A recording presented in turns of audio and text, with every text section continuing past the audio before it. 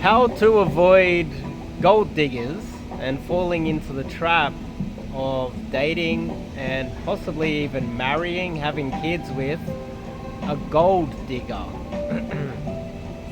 Now, this is a little bit more deep than most other videos that I'll make because a lot of the men who have married a gold digger, even to this day, if they've been together for many years, they will never realize that their wife never loved them and still doesn't really love them because she shows so many real signs that she's in love with him, she needs him, but in reality, she just loves the lifestyle. She loves what he can provide. And she cannot discern the difference between the man and the lifestyle. And now, that is, in a way, okay for the wealthy man. Sorry, hopefully this music's not too loud. It's usually okay as long as he remains successful until he dies. She has a bunch of kids, they build this little empire, they have a whole bunch of kids that are going to grow up wealthy, and his genes are going to move on to the future and multiple generations down the track. But he will never know, as long as he doesn't lose his wealth and that he doesn't make any major mistakes. She was happy to just be with him for his money almost forever, when she isn't or never really was entirely in love with him. And it's hard to tell the difference. Was she really in love with him or was she not? And one thing I've learned from growing up amongst multiple generations of women, so for instance, my parents got divorced when I was probably 1 year old, and my mum was a single mother and we're living in the ghetto. Both my aunties were also failed women. They couldn't keep their men. Both my aunties had, one had 2 daughters, the other one had another daughter. I had a whole bunch of cousins. I've got a sister. My grandmother couldn't keep her man either. And I was surrounded by multiple generations of women. And part of the reason why a lot of men that grow up with a single mother, they fail in life, is because the female part of this whole relationship is really just find a guy that has resources. If she is totally and utter useless, which is, dare I say it, a large percentage of women worldwide, their career strategy is just find a guy that has the means to give her a lifestyle. For instance, my mother went to her, she remarried not too long ago, and this man has a lot of money, and she went to her high school reunion, and she was paraded around as if she was the most successful when she hasn't achieved anything in her entire life. So imagine if a man was paraded around when his only achievement was, I don't know, winning the lottery or something. Most people would understand that he never earned anything. You have to earn it as a man. But as a woman, you just need to lock down and manipulate somebody who has those resources. And let's just make it very clear, that's not all women. There's a large percentage, I don't know what the percentage is, I don't know the actual data on it, but there's a large percentage of women who aren't gold diggers.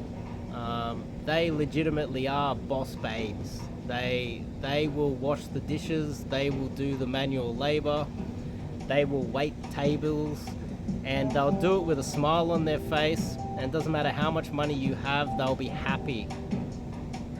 They are still a large percentage of society.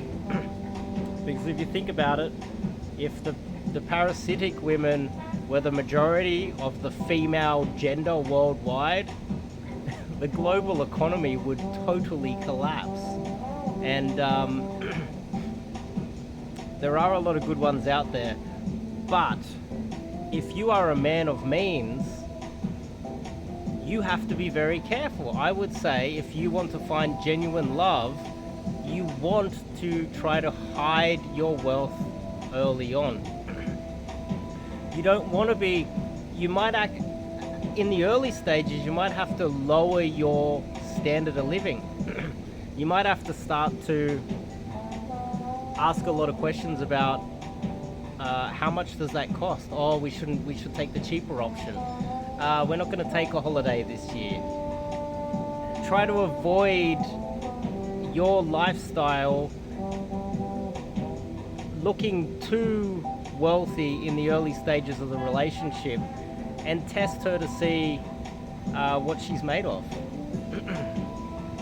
You can't have it both ways. Oh, I need to do a trip overseas, so I got to take her with me.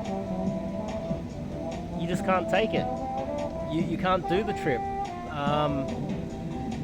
Maybe even downgrade your house or apartment and rent out somewhere.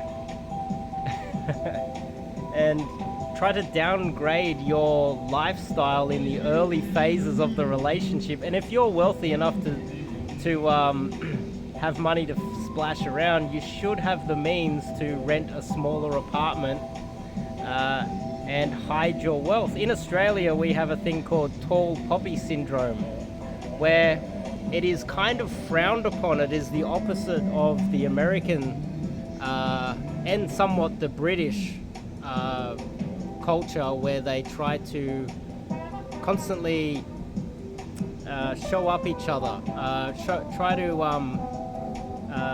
look more wealthy and successful and big note each other.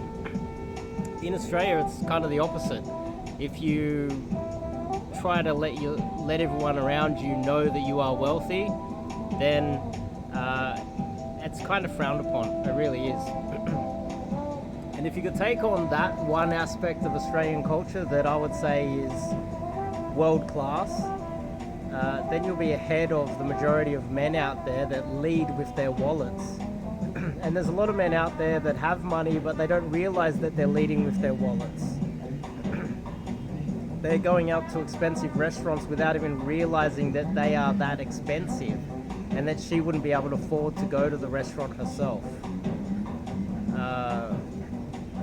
You're gonna have to start eating sushi. You're gonna have to start getting some takeaway and eating it in the park.